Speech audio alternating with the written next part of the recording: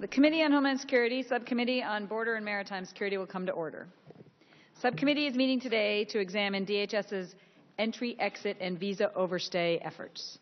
Before we begin today, I would ask that we observe a moment of silence to honor those killed and wounded in the terror attack in Orlando.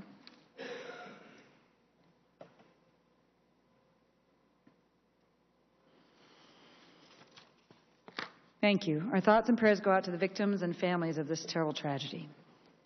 I now recognize myself for an opening statement. Border security naturally evokes images of the hot Arizona desert, dusty border roads, agents in green, fencing, and camera towers. But a broader view of border security recognizes that there is more than just security along the southwest border to consider. Time and time again, terrorists have exploited the visa system by legally entering America.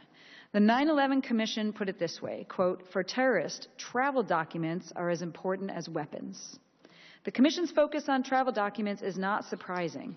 Since the 1993 World Trade Center bombing, terrorists have abused the hospitality of the American people to conduct attacks here at home. Mahmoud Abu Halima, an Egyptian convicted of the 1993 World Trade Center bombing, worked illegally in the U.S. as a cab driver after his tour had expired. At least 4 of the 9/11 hijackers overstayed their visas or were out of status, a missed opportunity to disrupt the attacks that killed nearly 3,000 of our fellow Americans. And among the most important weaknesses the attackers exploited was the porous outer ring of border security. The hijackers passed through the U.S. border security a combined total of 68 times without arousing any suspicion. More recently, Amin al-Khalifi attempted to conduct a suicide attack on the U.S. Capitol in 2012. He had been in the country since 1999 on a tourist visa, but never left.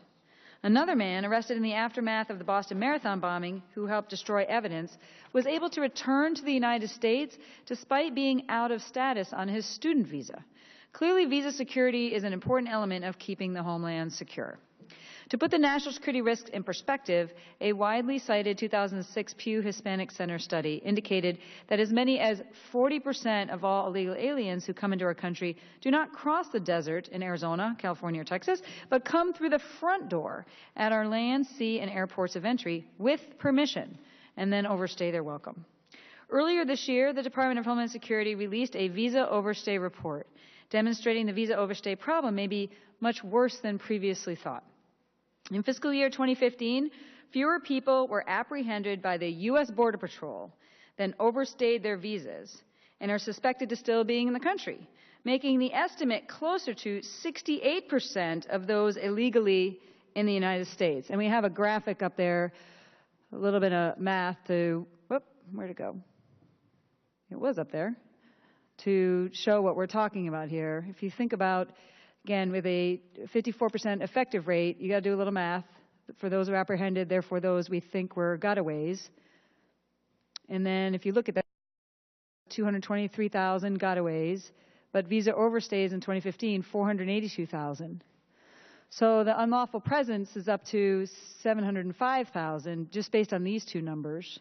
So that actually calculates a 68% unlawful presence rate that are visa overstays versus coming over the border. Again, these are estimates based on gotaways, so it's only as good as those assumptions, but still the point is we spend a lot of time focusing on the southern border, as we should, but there is also another problem here. We have unlawful presence in our United States from the visa overstays, and that's what we're focusing on today. I'm concerned that there are unidentified national security and public safety risks in a population that large, which has historically been the primary means for terrorist entry to the United States. In order to tackle the challenge, the Department has to first identify those who overstay their visa in the first place. A mandate to electronically track entries and exits from the country has been in place for more than 20 years, and a mandate for a biometrically based entry-exit system has been a requirement for 12 years. Since 2003, we made substantial progress adding biometrics to the entry process, and we now take fingerprints and photographs of most visitors entering on a visa. But CBP has made, in fits and starts, only marginal progress when it comes to biometric exit.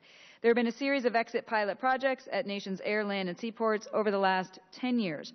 But no plan has ever been implemented for a biometric exit capability. None of it was seriously considered by CBP and the Department. CBP is now engaged in a series of operational experiments, such as the use of mobile devices with biometric readers designed to support a future biometric exit system. In fact, until very recently, the political will to make biometric exit a priority was really missing from the department and CBP. Thankfully, it appears the department has finally turned this corner. Secretary Johnson is now committed to a 2018 rollout of an operational biometric exit system at the nation's highest volume airports. An ambitious timeline, but long overdue.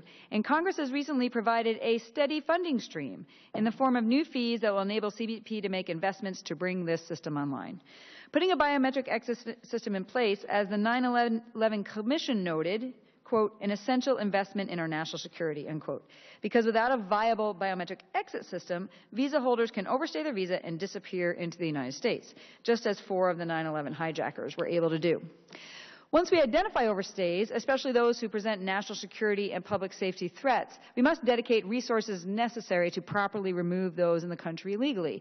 Otherwise, we put our citizens at risk unnecessarily. Yet even as we dedicate scarce resources to pursue this small subset of overstays, up to 25% of this group was found to have already departed the United States after ICE special agents conducted full field investigations. We're spending too much time chasing our tails. Adding a reliable exit system will be an immediate force multiplier, allows our national security professionals to focus their efforts on preventing terrorist attacks. Doing so mitigates the chance that visitors can stay in the country beyond their period of admission and reduces the terrorist threat in the process. The American people need to know answers to these simple questions. How many more overstays are out there who pose a serious threat to the security of our homeland? And can Immigration and Customs Enforcement quickly identify and remove visa overstays to mitigate substantial national security risks? I look forward to receiving answers to these important questions and to discuss the witnesses' efforts to address the challenges of visa overstays. The Chair now recognizes the ranking member of the subcommittee, the gentleman from Texas, Mr. Vela, for an opening statement.